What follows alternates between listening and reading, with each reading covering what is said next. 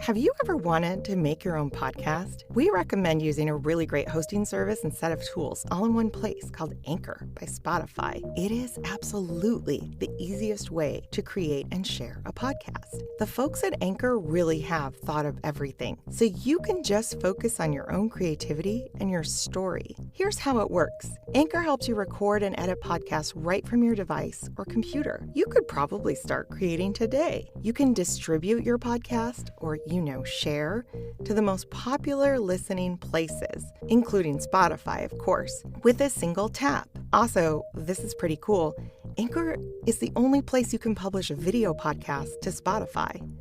With Anchor, creators can even earn money in a variety of ways, including ads like this one and podcast subscriptions. And best of all, Anchor is free. Download the Anchor app or go to anchor.fm to get started.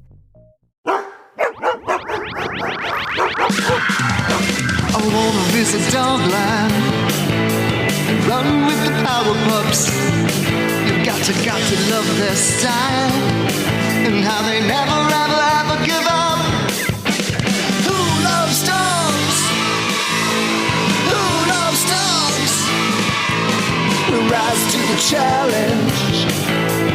No one here is average. We are the power pups. You know we'll never, ever, ever give up. Dogs, dogs, you love dogs. Dogs, dogs, you love dogs.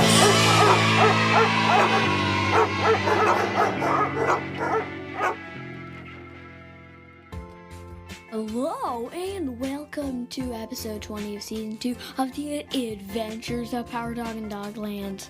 Now, listen to our great episode.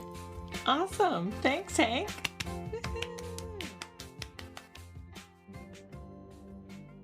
You may remember when our story left off that Power Dog had wound up in a very strange place called Time Yin.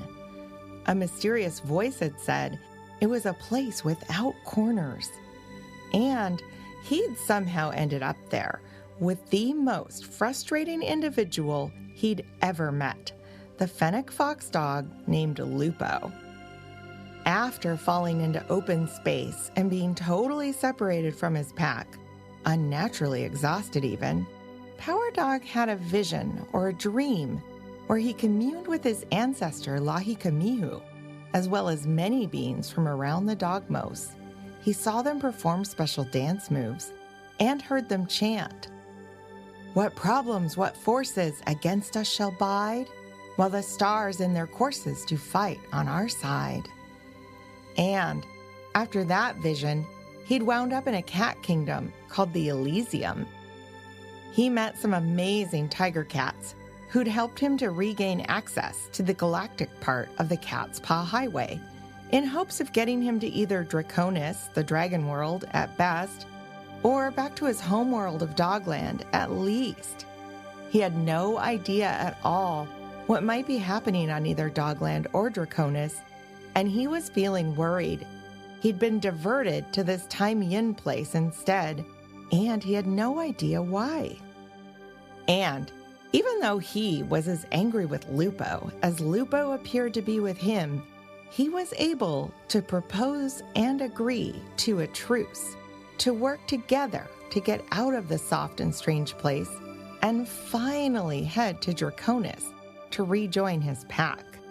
And as they worked together to solve the puzzle or riddle of Time Yin, Power Dog found he was able to use both the gift of a magic amulet or necklace from Flibbertigibbet, the king of the cats, and his memory of the ancestral poetry and dance vision to help both himself and Lupo interpret a glowing set of runes or symbols on the soft, bouncy walls of Time Yin. They were instructions for poses or dance moves. The moves were very hard to pull off while standing on a bouncy floor. But these pups, two unlikely allies, kept trying, and they kept working together. Then the voice returned. "Hello, dogs. Congratulations. You have passed your test. You have worked together And now I will release you back into the dogmos. Your friend is here to join you on your journey. What?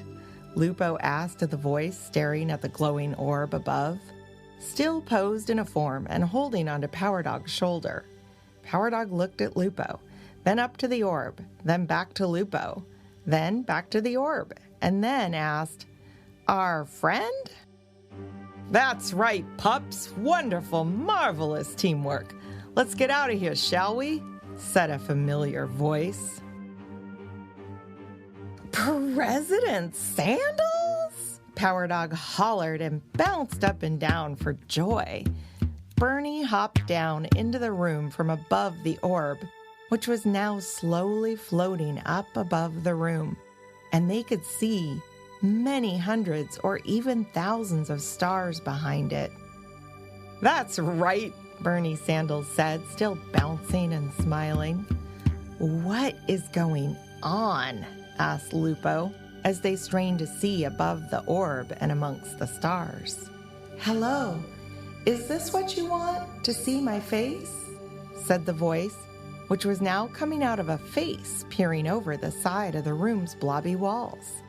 Power Dog and Lupo were bouncing very lightly on the floor, as Bernie was bouncing deliberately and with obvious joy, his tongue hanging out to the side of his grinning mouth.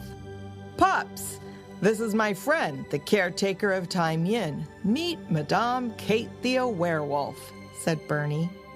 "Ah," thought Power Dog, "that is the face of a wolf." But he could barely see her in the soft light, and she seemed to be made of the deepest black fur and faintly twinkling stars. She hopped over the wall deftly, floating down to the bouncy floor surface like a feather, and smiled graciously at them. Lupo shrunk back in fear, fur bristled along their spine, teeth showing a bit, and said, "Hiss! Stay back, werewolf!"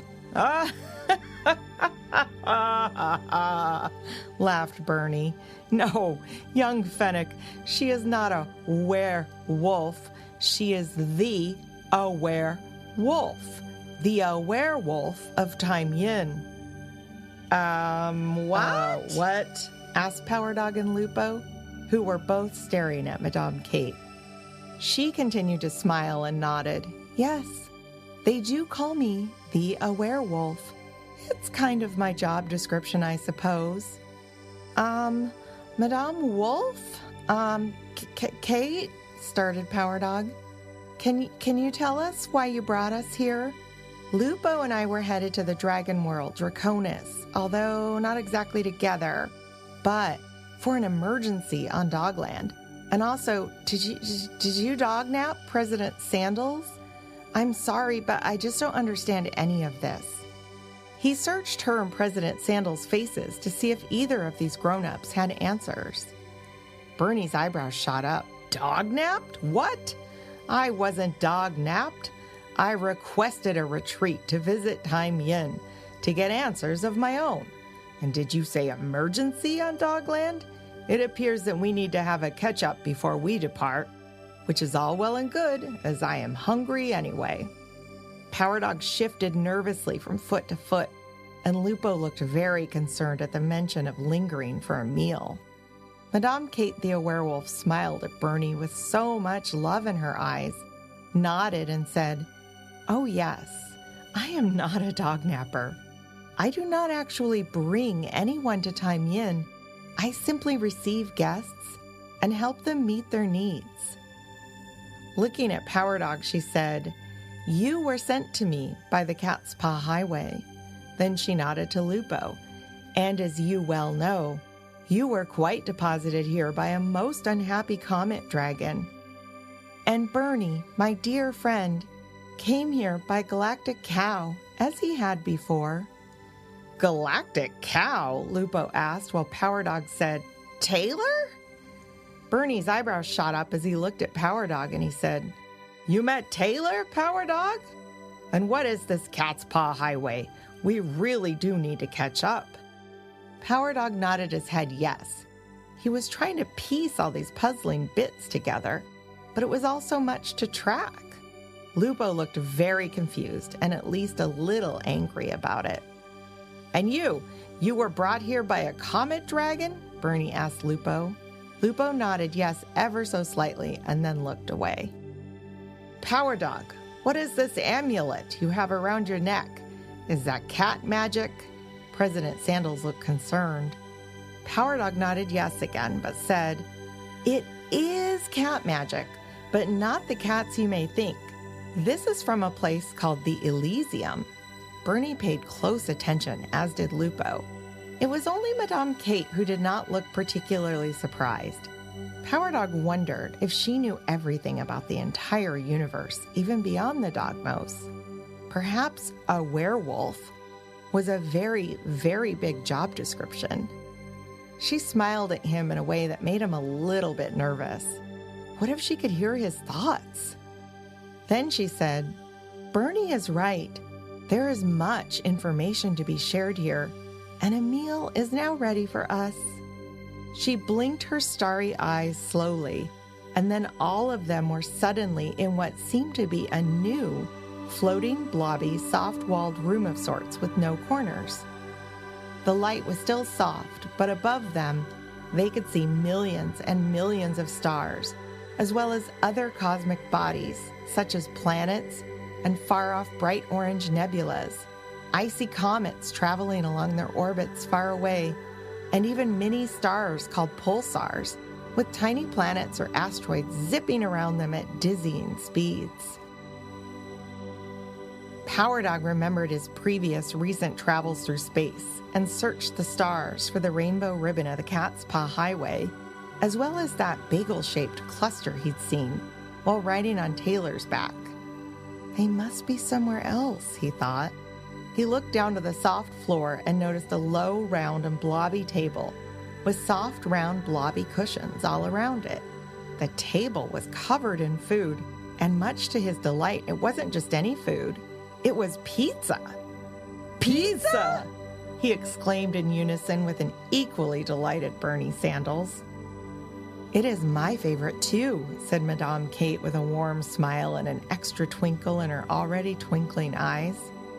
"I learned some of these recipes from your very own Za Xian."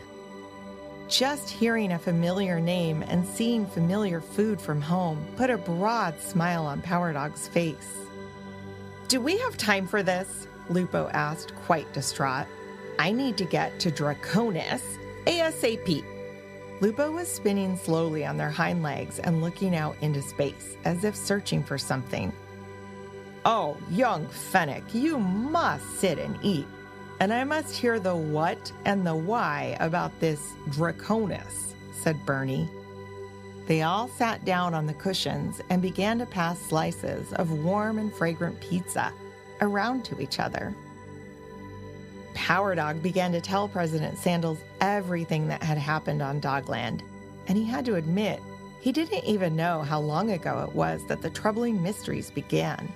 He hesitated to tell them about Lupo stealing the Skyflower and the Comet Dragon, but when Power Dog told them all about what Roger, the golden cat who'd been frozen into a golden statue, had told them after saying his name broke the binding enchantment, Lupo looked visibly distraught and was nervously tapping one hind foot on the soft pillow beneath them. Bernie was fascinated by Power Dog's retelling of the encounters with Roger. "Let me get this straight. There are good cats as well as these other troublemakers?" Power Dog nodded yes. "And there is a dragon controlling them?" Power Dog shrugged to indicate maybe. "And Dogland's own sky dragons called this rainbow cloud bubble dome surrounding Meowie a Dragon Ball?" By this time, Lupo was positively squirming in their seat and petting their own fur, something many dogs of Dogland do to soothe themselves. "And you left your pibbling and the group to strike out on your own?" Bernie asked Lupo. Lupo didn't look up and didn't answer. Power Dog looked at Lupo and started to open his mouth, but he thought about how Lupo looked really freaked out. Power Dog, who'd expected the usual glare and snappy comebacks, felt compassion in the face of Lupo's vulnerability, and he decided not to tattle on Lupo, at least not yet. These grown-ups had not seen Lupo, dressed in their strange garments, steal Fetcher's Skyflower, and then steal his chance at riding Comet to Draconis. But his very recent experience of working together with Lupo gave him hope for the Fennec Fox dog, and hope that Lupo might be a part of everything working out. He also very secretly hoped that if he gained more of Lupo's trust, then maybe he could find out more about just what was going on in Meowie, where both of his parents were, presumably trapped inside that giant bubble dome or dragon ball. Power Dog wasn't used to this, thinking about everything as if it were all puzzle pieces fitting together, but his power of noticing was growing and growing. Power Dog instead pivoted and faced President Sandals. "So, can you tell us how it is that you came here? Everyone on Dogland thinks that you were dog-napped." Bernie smiled and replied, "I requested a visit to Time Yin to get my own answers. I was most definitely not dog-napped." Madame Kate smiled and nodded and said, "I am so glad the sacred pause for pause was able to reconnect you further to your memories, friend." Lupo's large ears perked straight up, and they very pointedly asked, "Reconnect to your memories? Were your memories hidden from you?" "Hidden?" exclaimed Power Dog. Like with my mom?" he asked. Bernie nodded to both the pups. "Power Dog, your mother took a group of us to the banyan tree on Meowie, where she was able to commune with your ancestor." "Yes, Lahi Kamihu," said Power Dog eagerly, and Bernie nodded. "Well, then, long story a little shorter, I was able to spend some time in the banyan tree myself, and well, I uncovered some memories from my own puppyhood on the islands as well. An important set of hidden memories was the more frequent galactic travel that quite a few dogs, including my own family, did, with the cows of Kapowis and even the occasional dragon. We're not quite sure why those memories were buried, but I was certainly going to let all of Dogland know as soon as possible. Not only that, it turns out, as a young pup, I buried a time capsule in the soft earth right in the middle of that banyan tree. And what do I find inside? Galactic postcards and trinkets from my long-lost pen pal, Briscoe." Bernie pulled a small velveteen pouch from his satchel and emptied the contents onto the blobby table. Power Dog noticed shimmering note cards tied together with string and a couple of small, shiny, bouncy balls, as well as a handful of glittering gems. "As soon as I read the first note, all of the memories of this wonderful friendship started to come rushing back. The final note said, 'Hey, Bernie Burn, meet me in Time Yin for another galactic fantastic audio swap. All the love, your pal, Briscoe.' I do not know why they wanted me to forget my pal, Briscoe," said Bernie sadly. "They also wanted you to forget Time Yin," said Madame Kate matter-of-factly. "They? Briscoe? Galactic fantastic audio swap?" questioned Power Dog, who was doing his best to follow along with this new mystery. "They are the nameless ones," answered a solemn Lupo. Bernie eyed Lupo up and down and said, "Perhaps it is your story we need to hear the most." Lupo shrugged and kept looking down. "If I tell you more about the cats of Meowie, will you help me go straight to Draconis?" they asked. "Lupo, what do you know?" asked Power Dog excitedly. Lupo didn't look up, and Lupo didn't answer.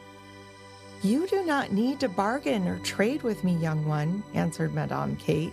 "If there is a way for you to travel directly to Draconis by yourself, and that is what you wish, I will not keep you from it." Bernie was examining Lupo closely. "Young Fennec, are you an Illurophile?" Lupo's eyes grew wide as they looked up and in shock at President Sandals. "You know?" they asked. Power Dog's jaw was hanging open in confusion and amazement as President Sandals nodded and said, "Of course I know. I'm Bernie Fluffernutter Sandals, native dog of Hawaii, president of Dogland. Not a lot slips by me, even with some cheating enchantments." "Fluffernutter?" laughed Lupo, while Power Dog also worked to stifle a little chuckle. "What?" asked Bernie. "Fluffernutter is a perfectly fine middle name and a delightful sandwich and an even more delightful pizza flavor." Okay, are you sure time is on our side here? "I don't think the island of Meowie has a lot of time to spare," Lupo said. Power Dog nodded in agreement, as he remembered that Roger the Golden Cat had warned them time was of the essence, and that they must find the good dragons to defeat the biggest, baddest dragon of them all. Madame Kate smiled and said, "You are safe. Speak your truth." "Okay, here goes then. I was born into the order of the Allurophiles and taught to follow the real cats by my own parents. The three without names, they say they are above names, beyond names. Things kept bothering me from as far back as I remember. The secrets we had to keep from other Fennecs, from teachers, friends, and even family. Growing up, I wasn't very good at Fennec things, like fencing or seeking, and I wasn't good enough at other things, I guess. Never quite good enough." Lupo looked down at the front paws. Power Dog noticed that he'd never thought Lupo looked so small and sad before. "I did get good at dancing, though, and I got good at dancing with other Fennecs, the normal ones, or normies, as how my parents called them." Power Dog piped up, "Wait, is Chondro an allurophile?" Lupo nodded no. Chondro was never an allurophile, and that was fine for a long time. Chondro was and is a normie. Power Dog believed Lupo and felt so relieved. They always said Chondro and all the others benefited from our magic, but never learned about it and never helped it. They said the normies weren't smart enough to learn about it. That didn't feel right either. "What happened when you got good at dancing?" asked Bernie. Lupo smiled. "That was when the nameless ones, the real cats, they chose me. They said I was special. They gave me enchanted garments to ensure that I would be the best dancer on all of Dogland. All I had to do was spy on the normies and report back. Let them know what was going on Meowie and then in Lictopolis, or all over Dogland if they needed. I just had to report who might need their memories buried, who might cause trouble for their plans." "What plans?" exclaimed President Sandals. Lupo shook their head. "That I do not know. I never found out exactly what they needed or why. I just wanted to be the best dancer. And I was. And it didn't hurt that the nameless ones ordered my parents to be proud of me." "It's true, Lupo. You were the best dancer. I mean, I think you are the best dancer on all of Dogland," said Power Dog. He didn't know what to say about parents being ordered to be proud of their kid. Lupo grimaced at the compliment, which surprised Power Dog. "What can you tell us about the source of the nameless cat's powers?" asked Bernie. "Well," said Lupo, looking positively frightened at this point, "it's not good, and I think that I could be hurt if I tell anyone. They can use their enchantments to bind me, no matter where I am." Bernie raised his bushy eyebrows and looked to Madame Kate, who nodded and said, "You have been in Time Yin long enough. Your garments are no longer enchanted. Enchantments and any special powers from Dogland remain on Dogland." Lupo did not look relieved, and Power Dog now understood why his physical powers weren't working. What if this enchantment isn't from Dogland? What if it's actually from Draconis? Asked Lupo. What? Gasped Power Dog. Madame Kate smiled again and looked around the blobby room into the stars beyond them. You are my guest, and you are safe in this space. Okay, Lupo shifted on their pillow and looked around warily. Here's the part I never wanted to tell anyone, but also kind of always wanted to tell someone. And the reason it has to be me to save Meowie and save Dogland. My, oh my, said Bernie. We are with you. We are all ears. Lupo looked at Madame Kate as if to ask yet again if they were really safe, and she smiled graciously and nodded again. Lupo drew in a long breath, rolled their shoulders back and down, and said, We had a disagreement, the cats.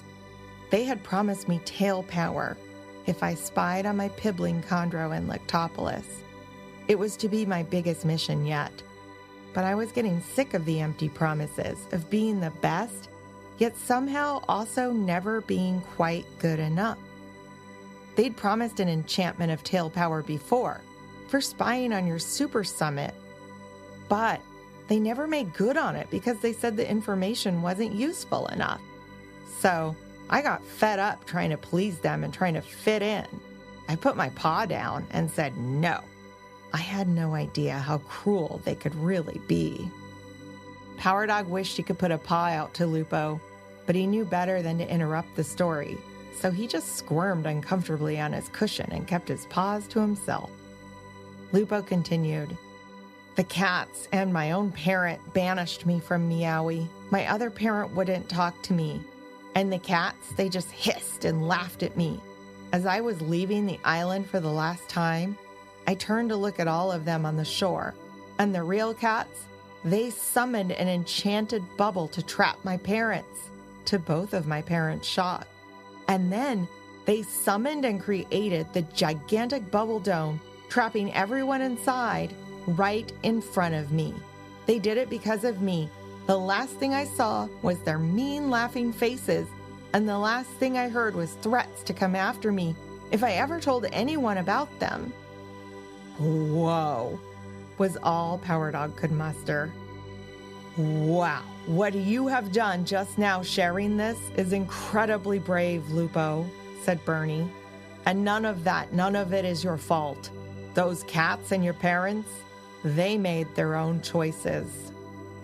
A lone tear rolled down Lupo's face and fell onto their front paws. I wish that was true, President Sandals. Power Dog was shocked. Whoa. Wow. I just honestly thought you wanted to ruin everything for everyone, that you liked it and that you were just, well, a stinker. Lupo snorted just a little at that. Bernie put a paw out towards Power Dog and said, Trust me, as a dog who's been around for quite a while, it's better to try to believe that every dog, every soul even, is trying their best with what they have. Power Dog looked at all of them and nodded. I'm sorry, Lupo. Lupo nodded. I'm sorry, too. This is quite a burden you're carrying, young one, said Bernie, and it is not yours to bear alone. Power Dog wondered if Lupo was convinced, and frankly, Power Dog wasn't sure if he was convinced. He also wasn't sure if everyone really was actually trying their best. Lupo looked up, straightened their back a bit, and said, But I do know one thing they don't know I know. For you see, the whole time they asked me to spy on everyone else, I was also spying on them, and I got very good at it.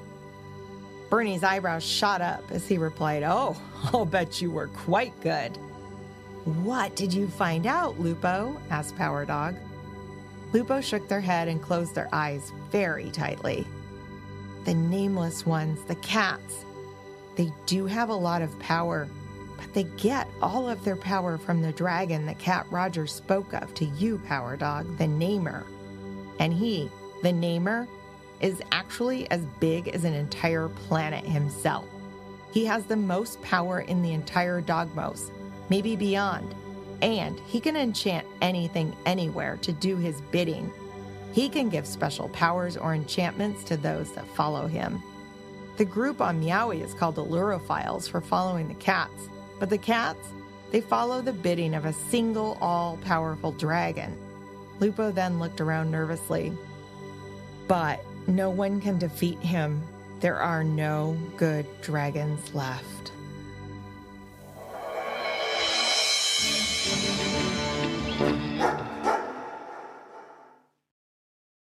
All right, that's it for now. We will continue this story in our next episode.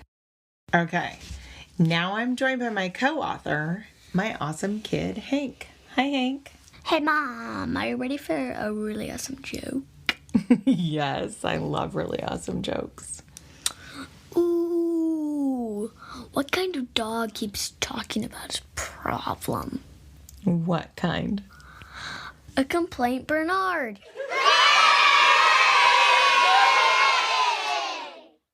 Thank you, listeners.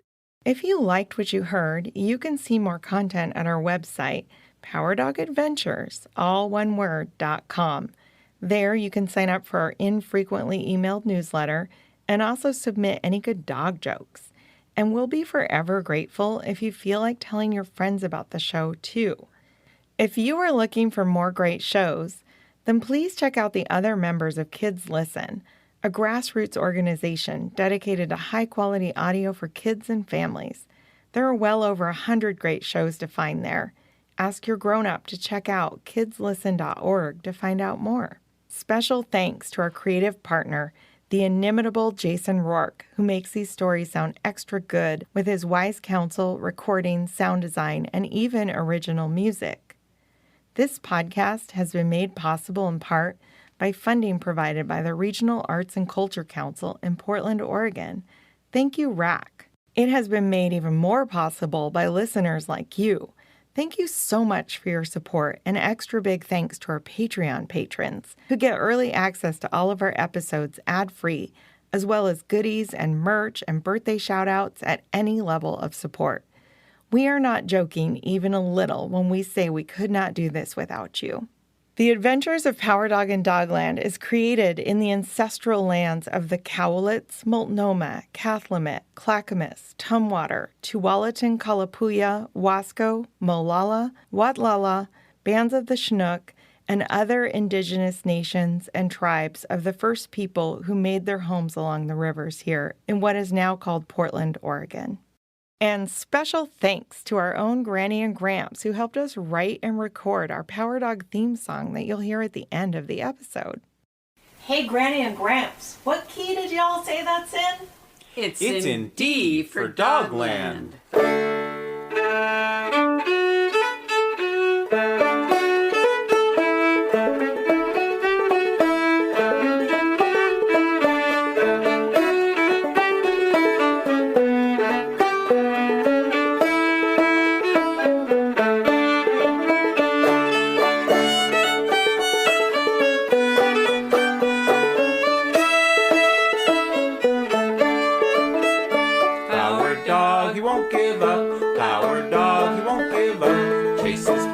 Till they're done. Power dog, he won't give up. When we're chasing danger and we're riding across the sea, sure he's right there leading us up, barking with the seal.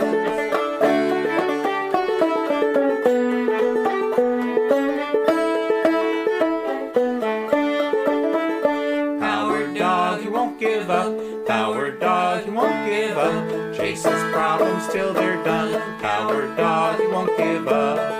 When we're chasing trouble and we're riding across the stars, sure he's right there beside us, just holding our paws.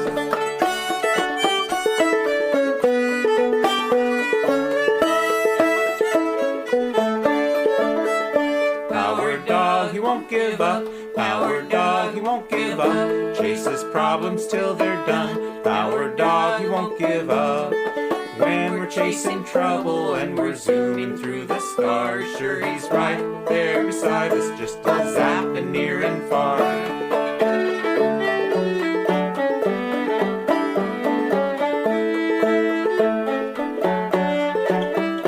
Power dog, he won't give up. Power dog, he won't give up. Chases problems till they're done. Power dog, he won't give up. When we're plugging a volcano or we're straddling a storm, Power dog is right beside us at every little turn.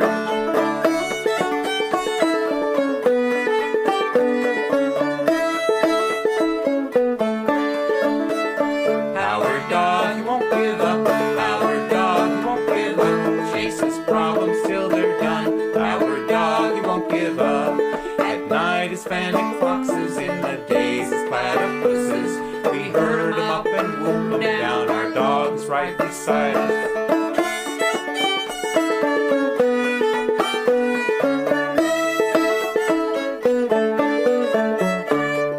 Come with me to Dogland, we've got special tales to tell. And when we come together, all our tails will wag as well. So come with me to Dogland, we've got special tales to tell. And when we come together, all our tails will wag as well. Woof, woof.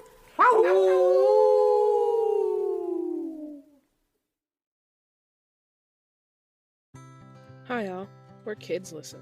A nonprofit made up entirely of podcasters, parents, and teachers advocating for high-quality audio content for kids. And we have a message for our LGBTQ+ listeners, families, and their allies. You are beautiful. You are special. You are perfect, just the way you are.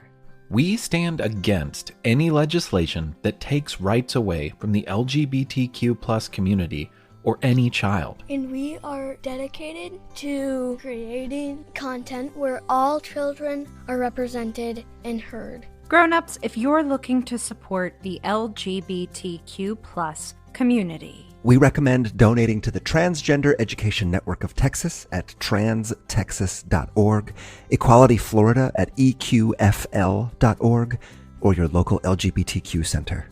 Kids Listen will always be a safe space for you and your family. And as always, thank you for listening.